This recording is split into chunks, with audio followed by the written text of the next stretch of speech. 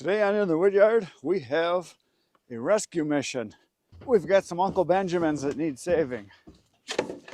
So I'm gonna get the snow out of here. I haven't used the trailer in a couple days. And we got a little snowstorm and I don't wanna dump a big load of snow in someone's driveway. So this is going to a customer that buys a load of wood every year, and he got a hold of me, like 5 days ago, and said he was going to want to get a load of wood delivered soon. And he said he'd let me know when. And I said, it's fine, just let me know. Well, he got a hold of me last night and said, hey, can you bring it tomorrow? I said, yep. Gonna get this cleaned out, and then we're going to load up 2 face cords there, 2/3 of a cord of mixed hardwood. And we're going to go for a little road trip about 30 miles away for this one. So I'll be charging some mileage for this. Get this baby ready to go here. So I've been getting asked a lot about my trailers lately. There's been several guys that have asked what size my trailers are, what size I recommend, and my answer has been pretty much that trailers are like firewood and chainsaws in money. More is the right number. So there's a little bitty one here, is a N&N galvanized trailer from Thumb Trailers in Michigan. And this trailer, I think, costs somewhere around $8,000. Could be a little more, could be a little less, somewhere right around there. Tandem axle, 7,000 pound maximum. The trailer itself weighs around 2,000, so you get about 5,000 pounds in it. But I can only fit in here, thrown in loose, 2 face cords or 2/3 of a cord, which weighs somewhere around 3,000 pounds. So even when I have it heaping, I'm still underweight. So I could haul gravel and sand in this too. For a homeowner, this would be like an awesome, awesome trailer, because how often do you really need a really big dump trailer? This is just really nice. And people made a comment to me that, you seem to be using this little dump trailer a lot. And I said, yeah, way more than I ever thought I would. I thought I would use it once in a while because they gave this to me because they've sold so many trailers because of the videos I've done with my bigger trailer, the one over to the side here.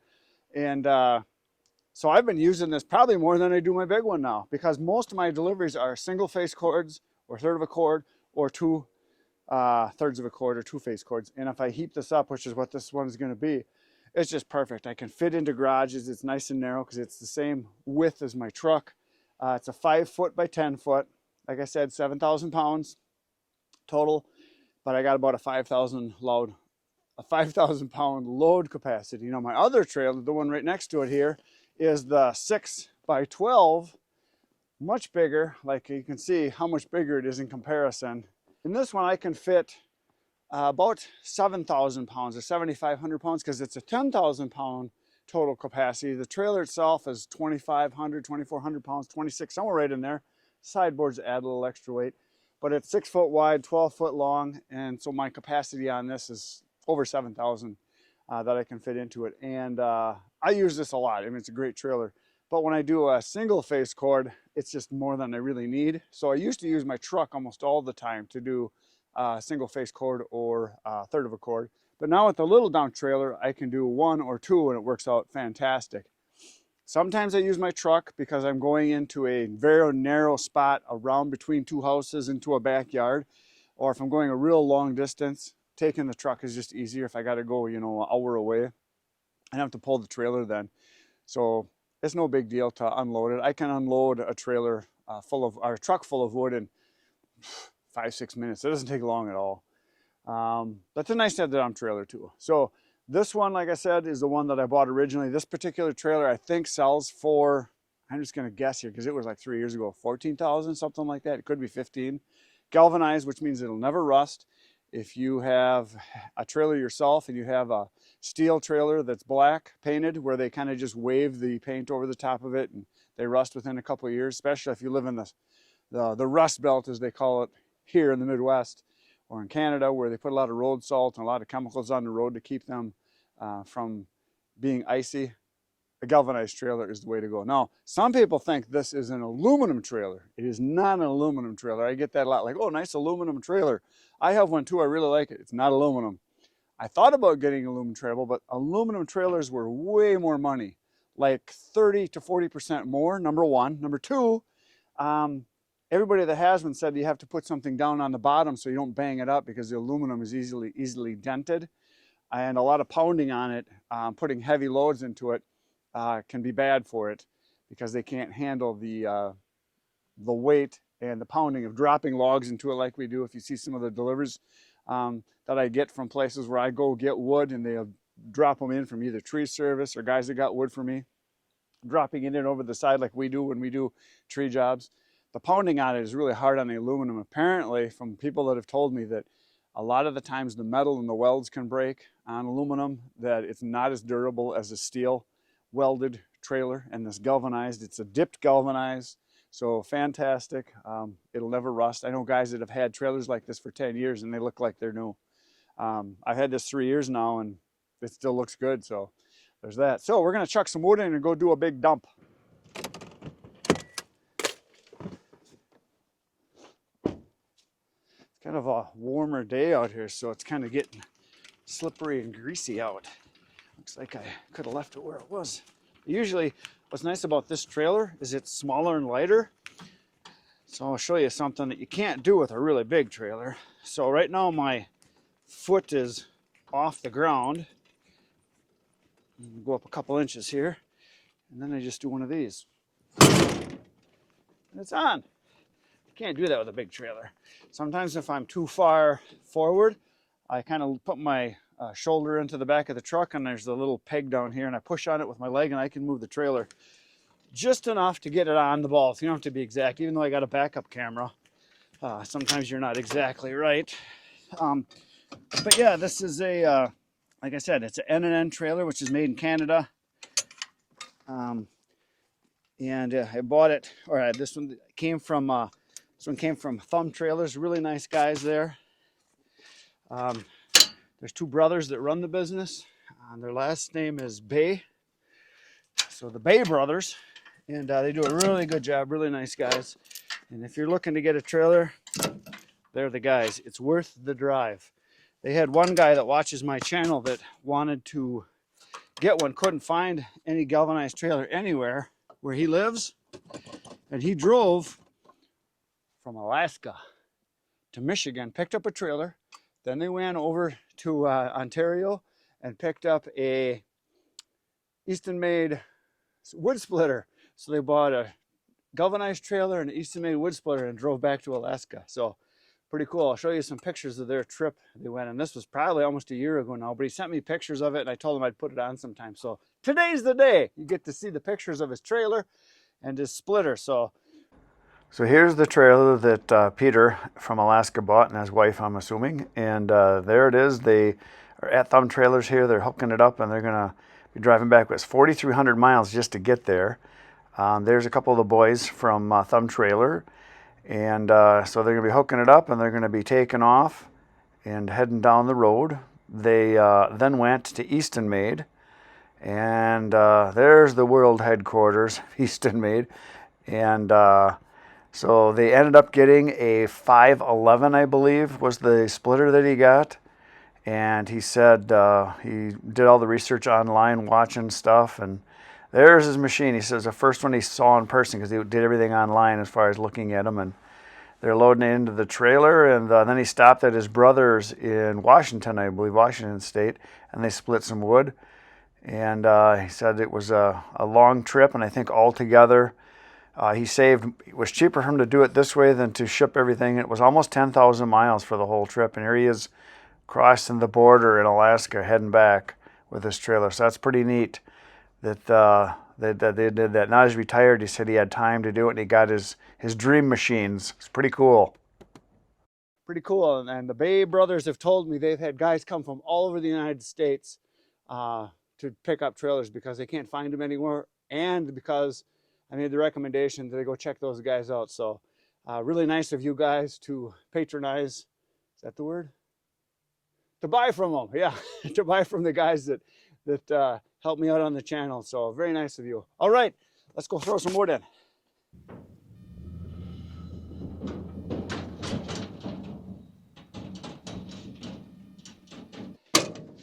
All right, so I backed up to the pile of mixed hardwood here, and this is mostly ash and maple and stuff like that, elm.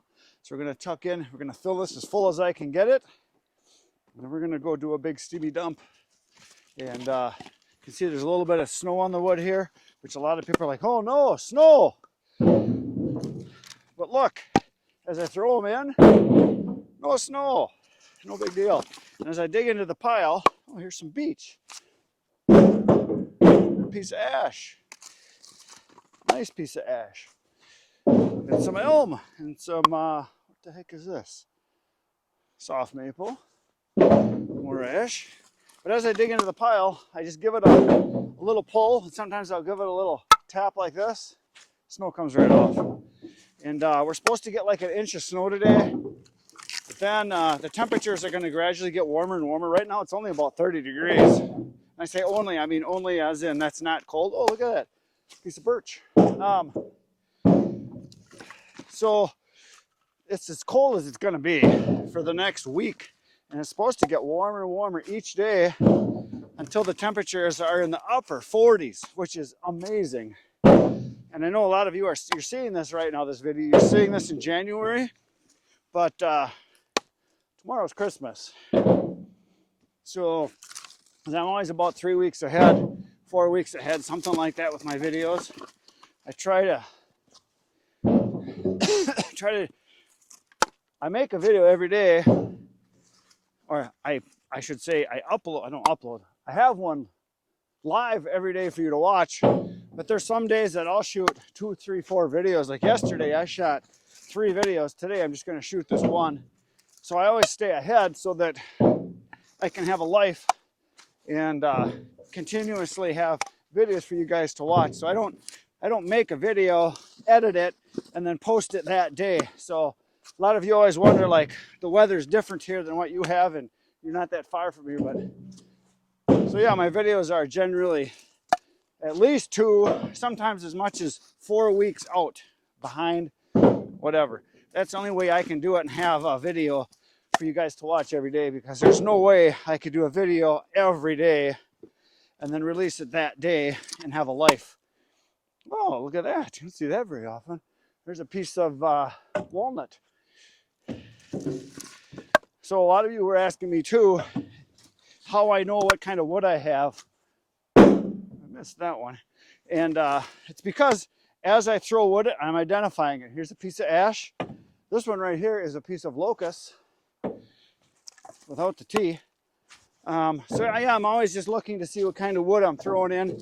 And because I do this so often, I do it enough that I'm constantly looking at it and trying to figure out what it is.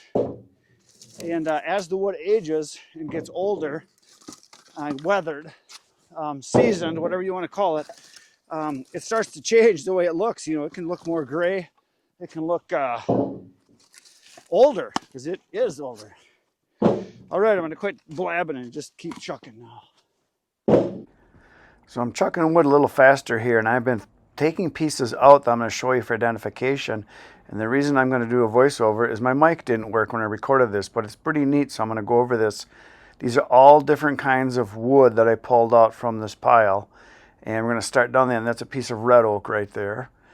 It's hard to tell because there's no bark on it, and a little bit of bark, but it's kind of dead. So it's red oak, though, I know that.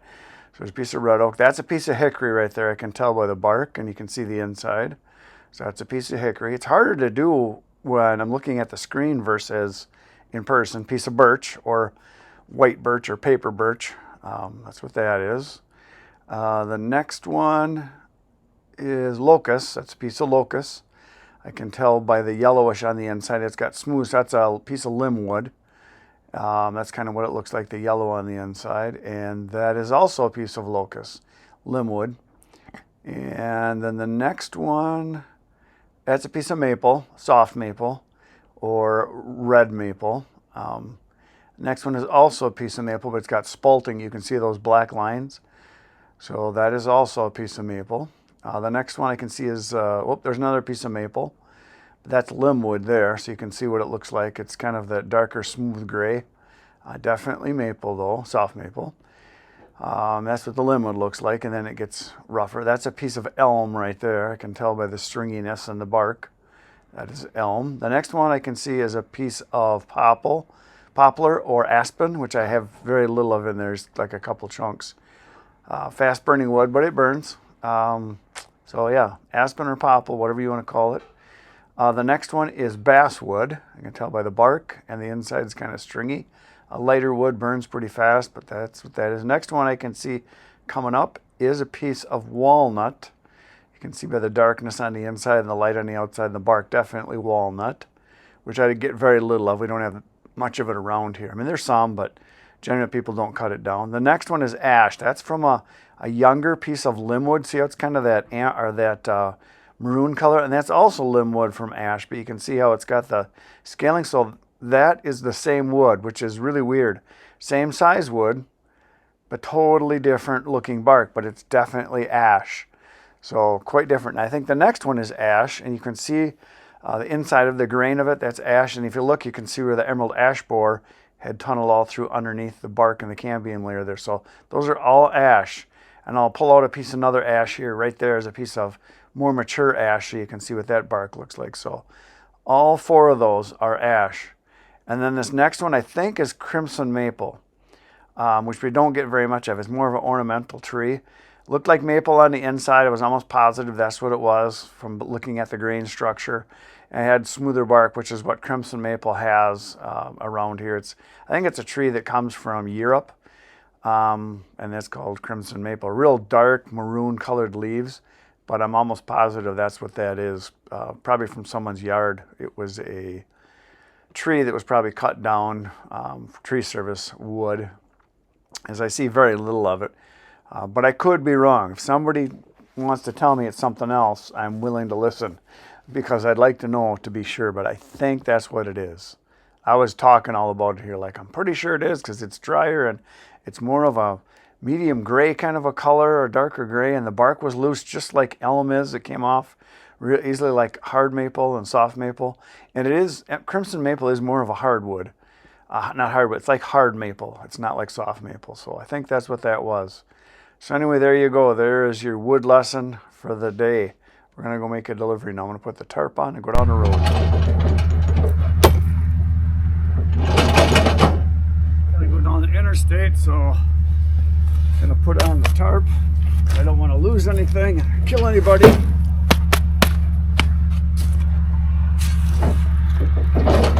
And somebody had asked me if it's the law that we cover our loads, and no, it's not. You don't have to. But it's smart to do. At least I think so.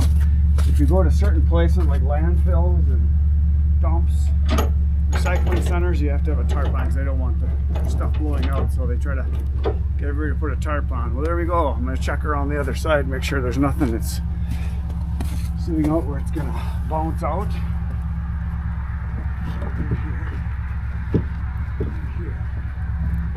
Just try to stuff them down in so that they're caught so they can't go anywhere. Here we go. Good to go down the road.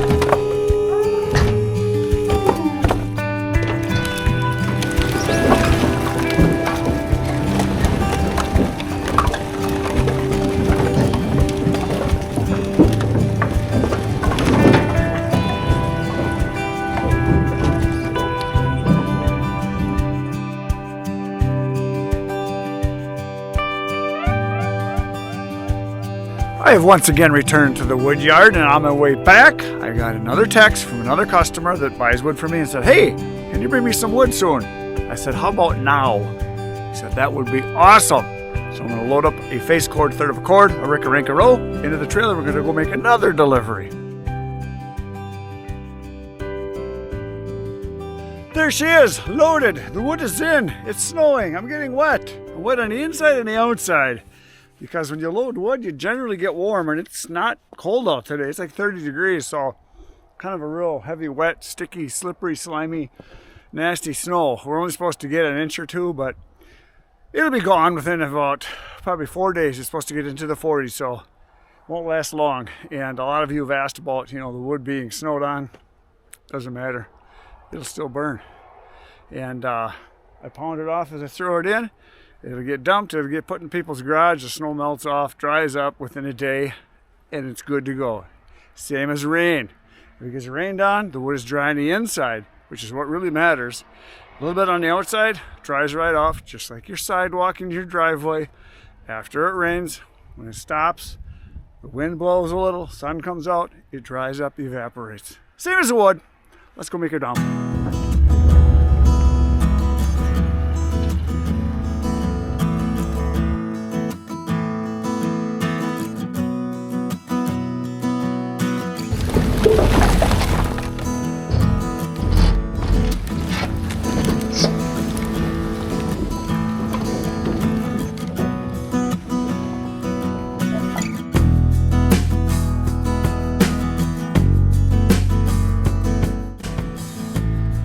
There it is, pile of wood delivered. I'm going home. That's it for today, folks. I'll see you tomorrow morning, 5:30 a.m. Another video. Right now, go watch all the others. There's 1,700 waiting for you. Good night, read.